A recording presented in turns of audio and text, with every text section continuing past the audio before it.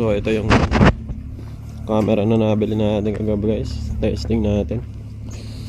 Ayan. Nakikita nyo na ng malawak-lawak yung paligid.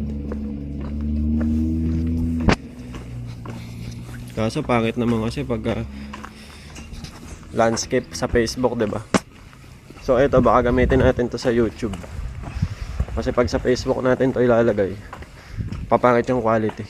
Pang YouTube na lang to. Hindi siya ganung hindi siya kasi linaw ng iPhone. Iba pa rin talaga yung iPhone.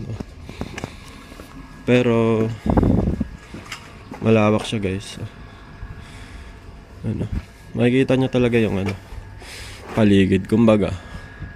Para kayo nanonood ng TV, di ba? Tapos ang smooth pa ng video.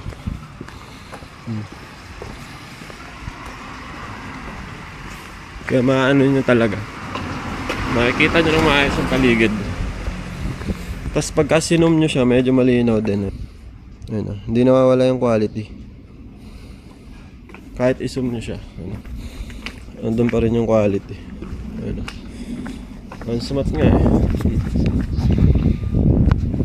Tapos habang nagbibideo, nakikita mo pa yung sarili mo.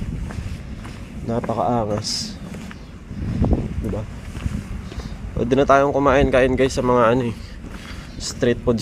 Tapos nakaipit na lang to sa bag.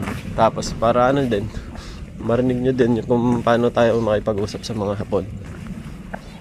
Makita nyo kung paano ako barok-barok mag-Nihongo. Hindi naman kasi ako magaling mag-Japanese. Diba? Malinaw din siya kahit paano. Pwede na. Yun lang guys, tinesting lang natin.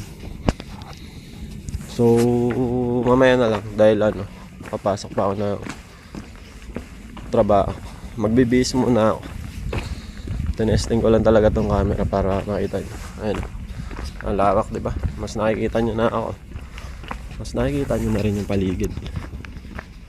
Tsaka goods naman siya. Goods na goods. So mamaya na lang guys. Salamat.